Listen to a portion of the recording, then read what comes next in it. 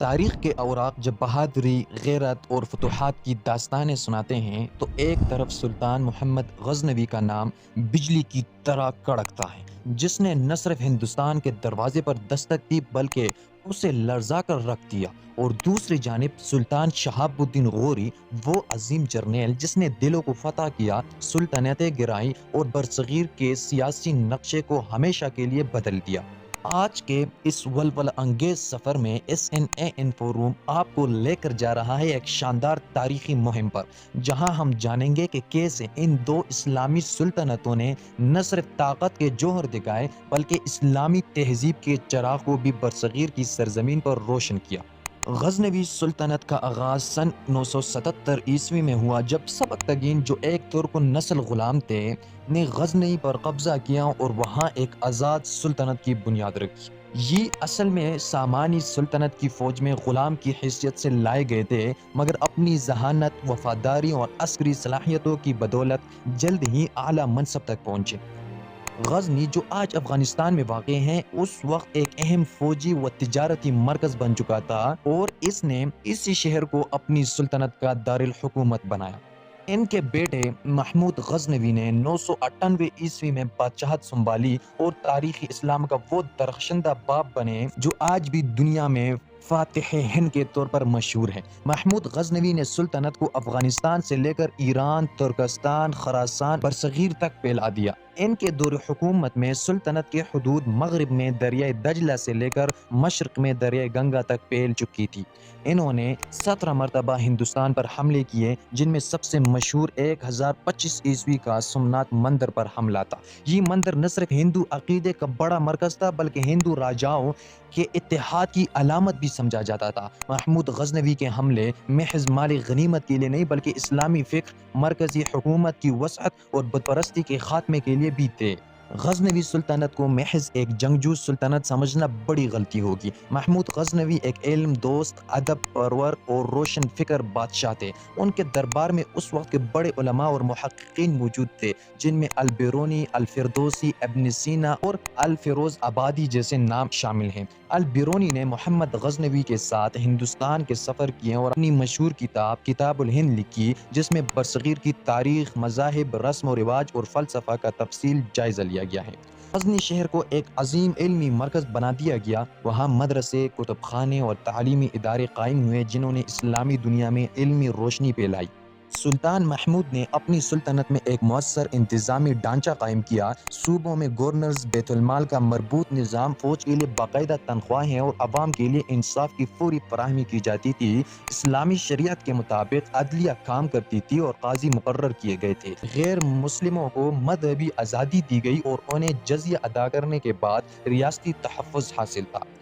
محمود غزنوی خود کو غازی کہلوانا پسند کرتے تھے۔ انہوں نے ہندو مت اور بت پرست کی مراکز پر حملہ کر کے اسلامی نظریے کے مطابق توحید کا پیغام پھیلایا۔ انہوں نے کئی مساجد اور مدارس تعمیر کروائے اور اسلامی علماء کو دربار میں خاص مقام دیا۔ ان کے دور میں فارسی زبان کو سرکاری حیثیت حاصل ہوئی، جس کا اثر بعد میں مغل سلطنت تک رہا۔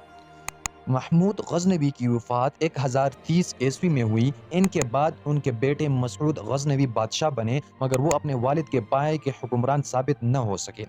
داخلی سازشیں، بائیوں میں تخت کے لیے لڑائیاں، خراسان اور ترک قبائل کی بغاوتیں اور غوریوں کی بڑھتی ہوئی طاقت نے غزنوی سلطنت کو اندر سے کھوکھلا کر دیا۔ بالآخر 1186 میں شہاب الدین غوری نے لاہور پر قبضہ کر لیا اور یوں غزنوی سلطنت کا خاتمہ ہو گیا۔ غوری سلطنت نے اس کے بعد اسلامی اقتدار کو برصغیر میں مزید مضبوط کیا۔ غزنوی سلطنت نے برصغیر میں اسلام کے فروغ کی بنیاد رکھی۔ اگرچہ وہ طویل عرصے حکومت نہ کر سکے، لیکن ان کے حملوں نے ہندوستان کے اندرونی سیاسی نظام کو کمزور کر دیا اور اسلامی ریاستوں کے لیے راہ ہموار کی۔ ان کے دربار میں ترقی پانے والے علماء اور مفکرین کی تصانیف آج بھی علمی دنیا میں مستند مانی جاتی ہیں۔ ان کی حکمرانی ہمیں یہ سکھاتی ہے کہ اگر کوئی حکمران علم، مذہب اور طاقت کا توازن قائم رکھیں تو وہ نہ صرف دنیا فتح کرتا ہے بلکہ دل بھی جیتتا ہے۔ لیکن اگر قیادت کمزور ہو، اختلافات بڑھ جائیں تو سلطنتیں زوال کا شکار ہو جاتی ہیں۔ غزنوی سلطنت ایک ایسا تاریخی باب ہے جو غلام سے سلطان بننے کی کہانی بھی سناتا ہے، اسلامی تہذیب کے عروج کا پیغام بھی دیتا ہے اور قیادت کی اہمیت بھی واضح کرتا ہے۔ تاریخ میں کچھ سلطنتیں وقتی طور پر ابھرتی ہیں مگر ان کا اثر صدیوں تک برقرار رہتا ہے۔ ایسی ہی ایک سلطنت تھی غوری سلطنت۔ یہ نہ صرف افغانستان کی پہاڑیوں سے ابھری بلکہ برصغیر کی تاریخ کا رخ بھی موڑ دیا۔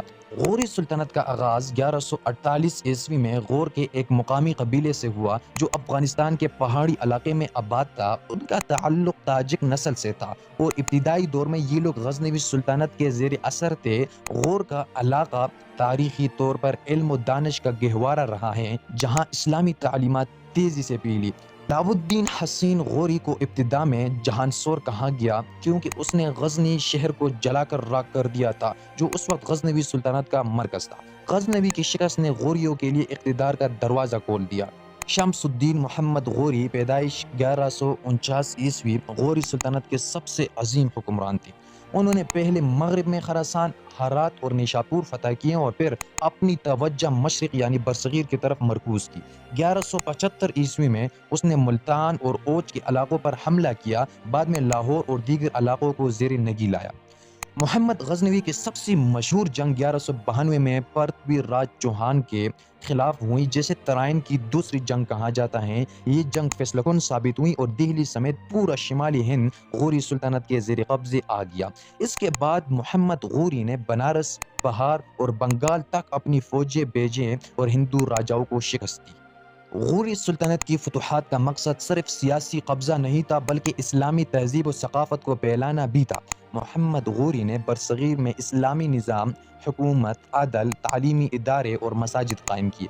ان کا مقصد ایک مضبوط اور منظم مسلم ریاست کا قیام تھا جو دینی اسلام کی روشنی میں انصاف اور ترقی کی بنیاد پر استوار ہو۔ غوری حکمرانوں نے ریاست کو اسلامی اصولوں پر چلایا۔ صوبہ جات کے گورنر، قاضی، سپہ سالار اور علماء کرام کو اہم اختیارات دیے گئے۔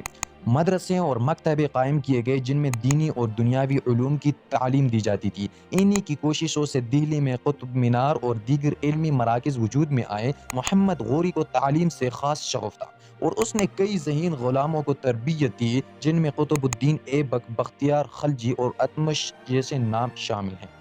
غوری سلطنت نے ہندوستان میں اسلامی حکمرانی کی بنیاد رکھ دی۔ ان کی فتوحات نے نہ صرف جغرافیائی حدود کو وسعت دی بلکہ برصغیر کی سیاسی اور مذہبی سمت بھی بدل دی۔ زیادہ ازاں محمد غوری کا تربیت یافتہ غلام قطب الدین ایبک دہلی کا پہلا مسلمان سلطان بنا اور یوں غلام سلطنت کی بنیاد پڑی جس نے 320 سال تک حکومت کی۔ غوری دور میں اسلامی فن تعمیر کو خاص فروغ ملا۔ قطب مینار اور کوہ نور مسجد جیسے آثار آج بھی غوری دور کی تعمیر کی گواہی دیتے ہیں۔ ساتھ ہی ساتھ علماء دین، صوفیاء اور مفتیان کرام کو عزت دی گئی۔ یہ دور مسلمانوں کی سماجی حیثیت کے استحکام کا باعث بنا۔ کئی ہندو راجے غوری سلطنت کے تحت آئے اور مذہبی رواداری کا ماحول پیدا ہوا۔ 1206 میں محمد غوری کو ایک خوارج کے حملے میں شہید کر دیا گیا۔ ان کے وفات کے بعد سلطنت میں قیادت کا فقدان پیدا ہوا جس کے باعث مختلف صوبے خود مختار ہونے لگے۔ تاہم ان کے سب سے اہم وراثت غلام حکمران تھے جنہوں نے آگے چل کر دہلی سلطنت میں عظیم حکمرانی کی۔ غوری سلطنت کا زوال جلد آیا لیکن انہوں نے جو بنیاد رکھی وہ آئندہ کئی صدیوں پر محیط رہی۔ ان اصل کارنامہ برصغیر میں مسلم اقتدار کا مستقل آغاز تھا۔ غوری سلطنت نہ صرف فتوحات کی نہیں بلکہ علم، ثقافت، انصاف اور اسلامی طرز حکومت کو برصغیر میں رائج کیا۔ محمد غوری نے نہ صرف ایک سلطنت بنائی بلکہ ایسے افراد کو تربیت دی جنہوں نے دہلی سلطنت کی صورت میں اس مشن کو آگے بڑھایا۔ یہی وجہ ہے کہ غوریوں کا دور مختصر ہونے کے باوجود ہمیشہ یاد رکھا جائے گا۔